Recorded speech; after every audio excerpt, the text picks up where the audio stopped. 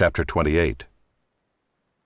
In those days the Philistines gathered their forces for war, to fight against Israel. And Achish said to David, "Understand that you and your men are to go out with me in the army." David said to Achish, "Very well, you shall know what your servant can do."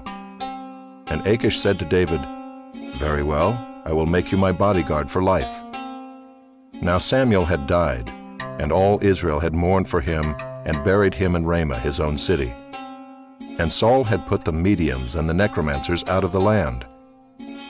The Philistines assembled and came and encamped at Shunem. And Saul gathered all Israel, and they encamped at Gilboa. When Saul saw the army of the Philistines, he was afraid, and his heart trembled greatly. And when Saul inquired of the Lord did not answer him, either by dreams, or by Urim, or by prophets. Then Saul said to his servants, "Seek out for me a woman who is a medium, that I may go to her and inquire of her." And his servants said to him, "Behold, there is a medium at Endor." So Saul disguised himself and put on other garments, and went, he and 2 men with him. And they came to the woman by night. And he said, "Divine for me by a spirit, and bring up for me whomever I shall name to you." The woman said to him, "Surely you know what Saul has done, how he has cut off the mediums and the necromancers from the land. Why then are you laying a trap for my life to bring about my death?"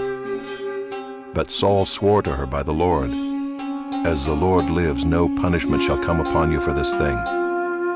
Then the woman said, "Whom shall I bring up for you?" He said, "Bring up Samuel for me." When the woman saw Samuel, she cried out with a loud voice. And the woman said to Saul, "Why have you deceived me? You are Saul." The king said to her, "Do not be afraid. What do you see?" And the woman said to Saul, "I see a god coming up out of the earth." He said to her, "What is his appearance?" And she said, "An old man is coming up, and he is wrapped in a robe."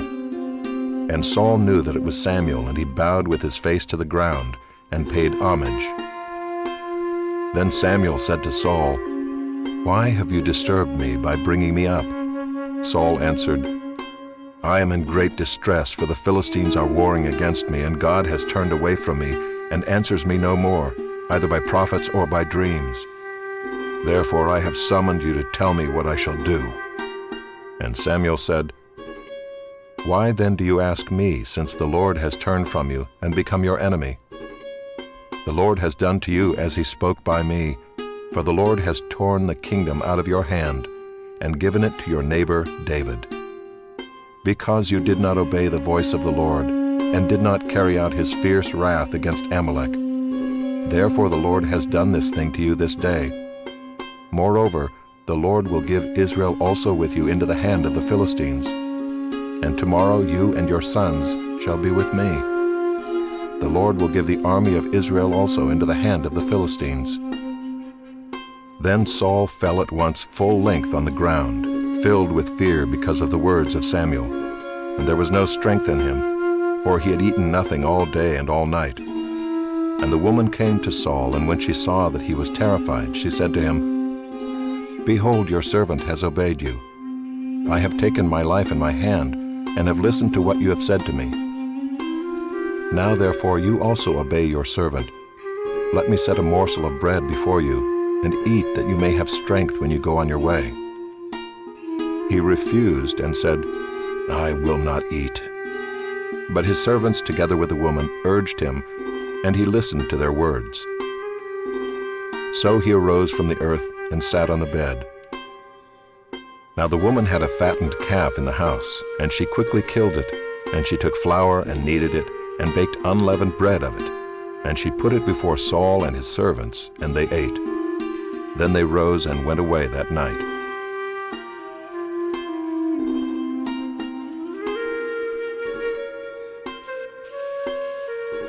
Chapter 29. Now the Philistines had gathered all their forces at Aphek, and the Israelites were encamped by the spring that was in Jezreel. As the lords of the Philistines were passing on by hundreds and by thousands, and David and his men were passing on in the rear with Achish, the commanders of the Philistines said, "What are these Hebrews doing here?" And Achish said to the commanders of the Philistines, "Is this not David, the servant of Saul, king of Israel, who has been with me now for days and years? And since he deserted to me, I have found no fault in him to this day." But the commanders of the Philistines were angry with him, and the commanders of the Philistines said to him, "Send the man back that he may return to the place to which you have assigned him. He shall not go down with us to battle, lest in the battle he become an adversary to us. For how could this fellow reconcile himself to his Lord? Would it not be with the heads of the men here? Is not this David, of whom they sing to one another in dances? Saul has struck down his thousands, and David his 10,000s. Then Achish called David and said to him, "As the Lord lives, you have been honest, and to me it seems right that you should march out and in with me in the campaign. For I have found nothing wrong in you from the day of your coming to me to this day. Nevertheless, the lords do not approve of you. So go back now and go peaceably, that you may not displease the lords of the Philistines." And David said to Achish, "But what have I done? What have you found in your servant from the day I entered your service until now, that I may not go and fight against the enemies of my lord the king?" And Achish answered David and said, "I know that you are as blameless in my sight as an angel of God. Nevertheless, the commanders of the Philistines have said, 'He shall not go up with us to the battle.' Now then, rise early in the morning with the servants of your lord who came with you, and start early in the morning and depart as soon as you have light." So David set out with his men early in the morning to return to the land of the Philistines. But the Philistines went up to Jezreel.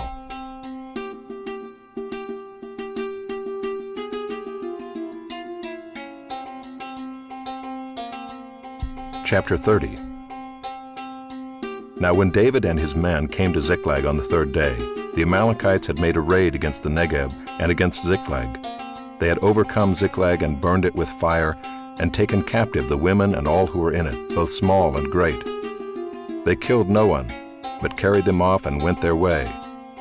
And when David and his men came to the city, they found it burned with fire, and their wives and sons and daughters taken captive.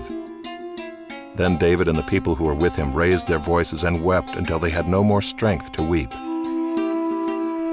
David's 2 wives also had been taken captive, Ahinoam of Jezreel, and Abigail the wife of Nabal of Carmel.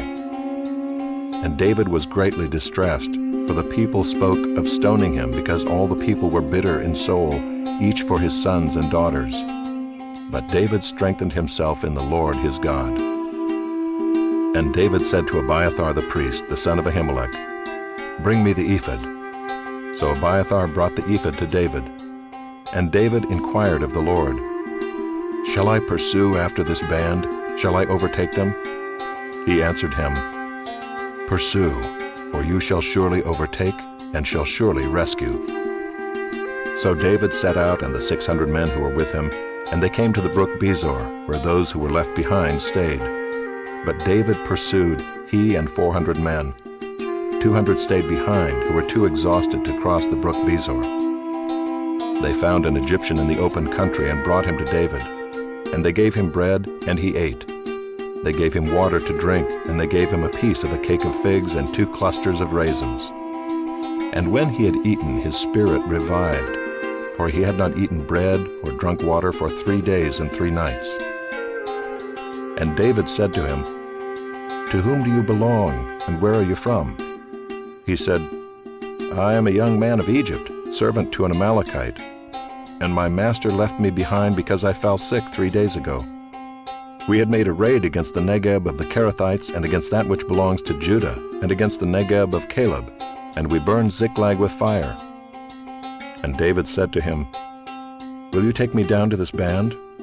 And he said, "Swear to me by God that you will not kill me or deliver me into the hands of my master, and I will take you down to this band." And when he had taken him down, behold, they were spread abroad over all the land, eating and drinking and dancing, because of all the great spoil they had taken from the land of the Philistines and from the land of Judah. And David struck them down from twilight until the evening of the next day, and not a man of them escaped, except 400 young men, who mounted camels and fled. David recovered all that the Amalekites had taken, and David rescued his 2 wives. Nothing was missing, whether small or great, sons or daughters, spoil or anything that had been taken. David brought back all. David also captured all the flocks and herds, and the people drove the livestock before him, and said, "This is David's spoil." Then David came to the 200 men who had been too exhausted to follow David, and who had been left at the brook Besor. And they went out to meet David and to meet the people who were with him. And when David came near to the people, he greeted them. Then all the wicked and worthless fellows among the men who had gone with David said, "Because they did not go with us, we will not give them any of the spoil that we have recovered, except that each man may lead away his wife and children and depart." But David said, "You shall not do so, my brothers, with what the Lord has given us. He has preserved us and given into our hand the band that came against us. Who would listen to you in this matter? For as his share is who goes down into the battle, so shall his share be who stays by the baggage. They shall share alike." And he made it a statute and a rule for Israel from that day forward to this day. When David came to Ziklag, he sent part of the spoil to his friends, the elders of Judah, saying, "Here is a present for you from the spoil of the enemies of the Lord." It was for those in Bethel, in Ramoth of the Negeb, in Jatir, in Aurora, in Siphmoth, in Eshtemoa, in Rachel, in the cities of the Jerahmeelites, in the cities of the Kenites, in Hormah, in Boration, in Aphek, in Hebron, for all the places where David and his men had roamed.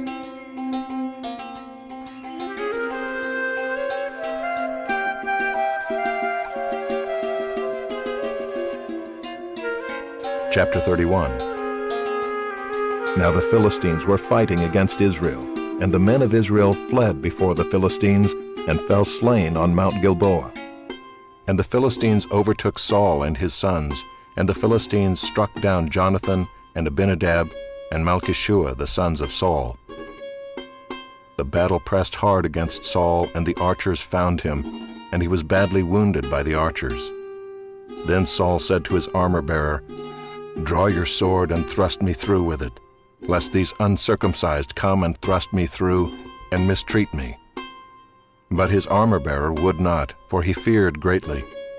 Therefore Saul took his own sword and fell upon it. And when his armor-bearer saw that Saul was dead, he also fell upon his sword and died with him. Thus Saul died, and his 3 sons, and his armor-bearer, and all his men on the same day together. And when the men of Israel who were on the other side of the valley and those beyond the Jordan saw that the men of Israel had fled, and that Saul and his sons were dead, they abandoned their cities and fled. And the Philistines came and lived in them.